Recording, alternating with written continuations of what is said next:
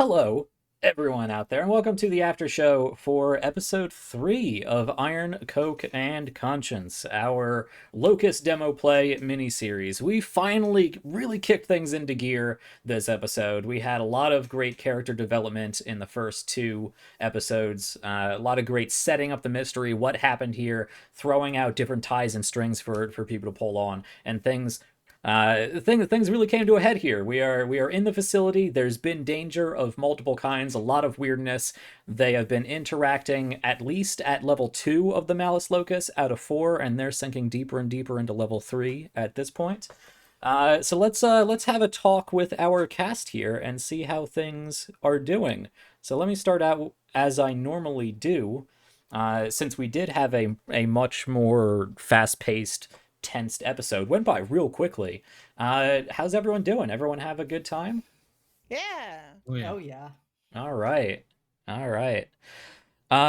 Yeah, so what do we want to talk about in this short after show that we have today? I there were so many really good moments today. I was trying to entice each of you with something. I had the kid flirting with Laura, trying to present an opportunity to gain a lot of valuable information, but also, put a kid in danger. So actually, let's start there, Kat. Yeah. Walk me through that. Oh, that was a hard one. That was a hard one for sure because Laura uses people and she's not above putting someone in danger for her own benefit. But there were two things at play. One of them was Cat, super did not want to. Like, I didn't want to enough that I was willing to push the character in a direction that wasn't necessarily like her first instinct, because Cat super didn't want to endanger this teenager. And I think the other thing is just Laura's not a full-fledged monster. And I think she's human enough to be like, I am not it's not immediately right now him or me.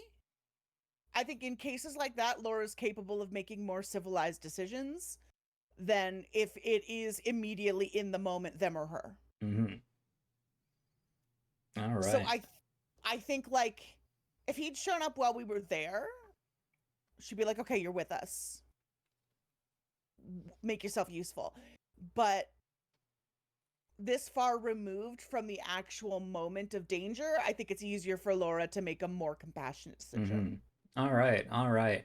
Yeah, I was considering actually having the kid trail you, and present himself in the situation, but I did want to make that more of a choice. And I thought it would be fun to have this awkward ghost town kid flirt with Laura. So we did it that way. You did still gain quite a bit of information just from talking with them. Yeah. Though he could have really could have given you a little bit more information and could have gotten you to the debris field quicker and without some of the stumbles. But I think overall we managed to get to that point without really needing the kid. You guys put a lot together, and the story worked out that way. Yeah, I liked that. We also opened with another reveal, putting a wedge between our two bros. I love seeing how many emotions Lion can convey with one 4-letter word. Or 3-letter word. Or 3, but I mean, So, it's the if 90s, it's I can, bruh. yeah, It's that's 4 true. letters. It is, bro. If I can, speak to that actually for one moment, there is inspiration to that. So Brendan Fraser is on Doom Patrol, and he has perfected the art of the word "fuck" and can convey so many different things through that one word. And I have sat and studied it a lot actually leading up to this to Nice. try and figure out how many ways I could convey emotion and convey intent through the word, because it's just absolutely fascinating. And I'm glad that it's working. Yeah. I appreciate that feedback. I'm trying. Nice. Yeah. Excellent. Yeah, so that was a little It was just like an off the cuff mention during our session 0 towards the end. I think it Yeah, was. I'd I don't think it. forgotten. Yeah. I wasn't sure if anyone was going to remember, but Oh, I wanted to wedge that in there too. yeah, I think it started as a joke actually. It I was it think just so. Yeah. yeah, it just was a thing, and I'm like, I don't want to say the line because I'm gonna say the line at some point in the Yeah. show, I'm sure. Yeah. But like it came up, and it was just like that'd be hilarious, and it's like, wait, but did that happen? Yeah, that happened. Yeah. All right, and of course Roman is going through his own issues with Chad at this point, and we've seen that come up a few different ways, but surprisingly, the group is really sticking together pretty well at this point. In this immediate moment, I'm gonna have to yes. find Yeah. ways to really shove that wedge in even further. Just keep reminding us how hot and smoky and soot filled the air is. Yep. That'll help. Mhm. Yep. Yeah. We Yeah. have to stay hydrated. It's very important. We have to stay hydrated. I mean, I don't know how much you're gonna have to do, Jack, and I appreciated kind of the moment it hit this culmination, but I've definitely been playing Roman as being the one who is very much keeping his shit together. Mm-hmm. And I've been watching the cards stack up and I've Yep. been thinking what's going to be the point. And I feel like we ended at the exact moment where it makes perfect sense that Roman is going to rapidly start unraveling, which I think means Laura's not going to find him as useful Mm-hmm. sooner or Yeah. later. Yep. That's the Because plan. if he's starting to fall apart, she doesn't have what she needs him for. Yep. That's That's the so plan. true. Yep. I can't wait to get to the end of this series so I can drop all of my notes because I don't want to. I'm reluctant to drop too many of my notes because there's a lot of things that are going to continue the mystery and inter-party drama. But Yeah. I got a lot of fun things in here for you guys when the series wraps. I'm such a subscriber, and I absolutely will. Excellent. I have no self-control. Yeah. Yeah, notes. Yeah, I don't blame you. Oh yeah. I really liked that today's session felt you could feel that tension Yeah. from top to bottom, right? Like And it was went so quick. clearly there. It did. It went so fast. It is so hard to decide what to fucking do on your turn in this game. Well, because it's such a different game than what a lot of people are Yeah. used to playing heroic characters. And I'm going to attack it. Exactly. Well, good job. You have an iron pipe against a living, supernaturally floating solid steel slab. Yes, smack Exactly. it. All of my instincts are like, no, you can't do that. No, you cannot do that. No, what is a... It's like I was not in like no I had to discard all of my instincts and had to just like really drill down to just like, okay, I can't beat this. What can I do? Trap it. I really love that. And I love the way it makes you think differently.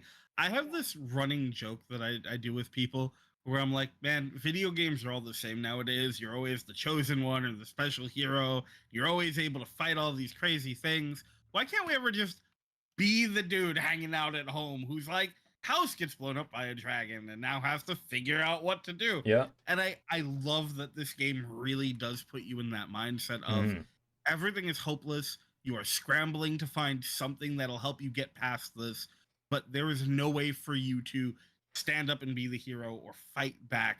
You have to be really smart about it. You have to be really careful, and you're still probably gonna lose. And what I like about that is it was interesting hearing you talk about that because for me, my mind automatically started working in that way. And I think it's because video games that I'm drawn to, especially in horror, are games like Outlast. And so I'm used to games where it is about how do you hide, how do you avoid, how do you get what you need to escape this situation rather than how do you, find the right gun to take down this monster. Yeah. Love I mean, those games. I've said since moment one of this, I'm an enormous Silent Hill fan. And it's just like, it's very much this vibe, which is you have a pipe. These are monsters. Luck. You're an idiot with a pipe. Yeah.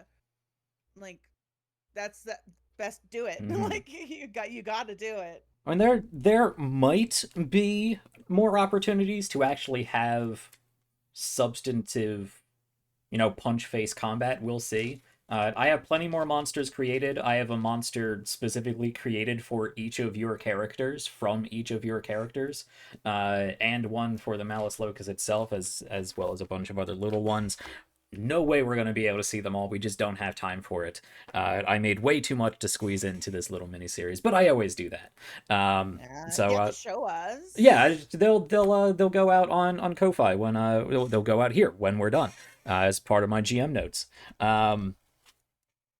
But yeah, I do really like this system because I think it does lead to some really creative, interesting moments. I loved the way you guys dealt with the death ingot. I mean, you could have just tried to beat on it for a little bit. It would have been real hard. It has a lot of health and has a real low resist score, so it would have been difficult to overcome that. I figured maybe you guys were just gonna outrun it. It's not very fast. It's not good at searching. You could have ran and hid. I love the idea of trapping it in the smelter in the oxygen furnace. That was such a creative idea, and the way you pulled that together, I think that was a great conflict scene without it being just watching a brawl. Yeah, I love that. So let's wrap up with always a fun question. What was each of your favorite? Let's say what was each of your favorite moments from another character? Chekhov's bottle. Yep, yeah, you took the words out of my mouth, unfortunately. That was, I mean, I just to expand on that, that was letting us see a side of Chad Yeah. that we haven't gotten to see so far, and that adds such an interesting Mm-hmm. dynamic to the rest of this game. So we've seen a lot of Chad acting, or at least considering his virtue of community, but it hasn't come up nearly as much in the meta, talking about Chad's haunt, which is malice.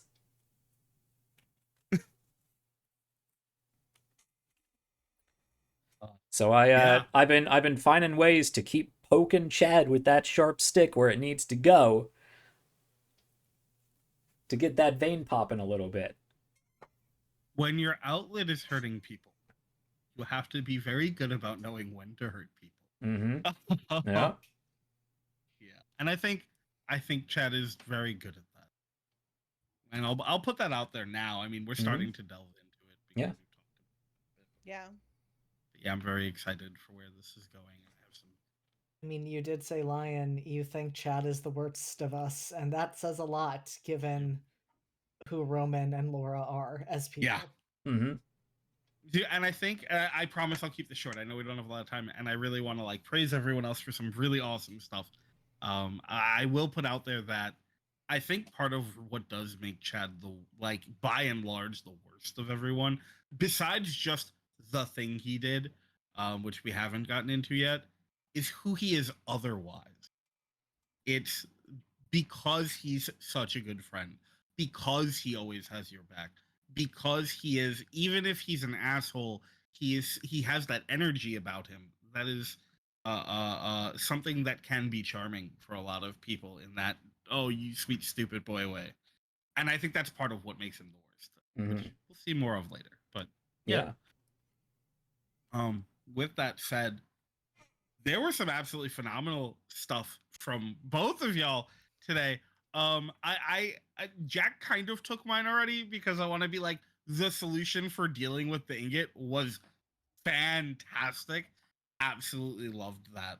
And I will also throw out there for JD that I really loved that moment of maybe I should protect Chad here. And I felt like it was such a perfect Roman move. And I really want to call attention to that because there's so many levels that I feel like that thought process was.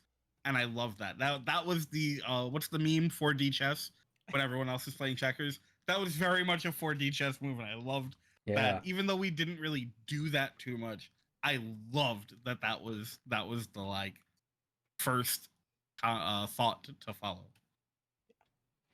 Yeah, it would have been a very different story if Roman did decide to protect Chad a little bit more. Yeah. Take the minor injury away from Chad and have a or major injury away from Chad and have a grievous injury on Roman would have been real difficult. Yeah. And I Uh, think, the thing is, had it not been for him needing to push Chad out of the way, mhm, I think he might have done it. yeah. I mean, it was definitely up there as an option he was heavily considering. Hmm. Hmm. Yeah, I was considering whether or not I wanted to make that a test, but I was pretty sure that Chad's response would be to fight against that. Yes. So I would have made that a check, probably an easy check, but it would have been a check. It would have been a difficult check for you to manage, even if I made it an easy difficulty check. But yeah, that I really enjoyed seeing that thought process really play through really quickly, as well. I also do want to throw out before we have to wrap, the Death Ingot is actually something that comes from Steelworks sort of mythology, if you want to say that. There are stories, I don't know how often it actually happened, but stories in a lot of the major Steelworks companies that anytime somebody died from falling in an oven or in the molten steel, which happened a lot more than you would want to know, they would pour out a steel ingot that weighed as much of that person as a death ingot and set that aside somewhere. So that's where that came from. Yeah, I think it's like a Philly thing, right? It's a Pittsburgh. I think it was Pittsburgh It's Steel yeah. that started that or mostly did that. Yeah. That is a horrifying bit of trivia, and I am glad to know it. Yeah. Oh, I researched a lot for steel mills, and it has a fascinating history with gruesome and terrifying injuries that happened a lot knowingly. uh, anyway, one of the core themes of this entire show. That's unfortunately all the time we have for this particular after show. I had a lot of fun. We're gonna pick this up again, not next week, but the week after that.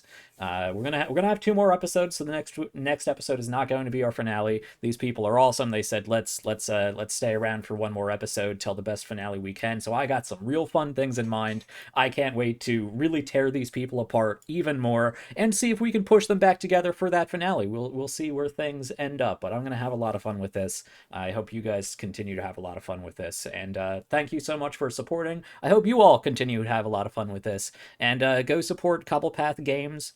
Go check out their itch, go check out their Twitter, pick up Locus for yourself. They even have a sci-fi expansion that's real cheap to help, if you want to do Locus in a space station or something.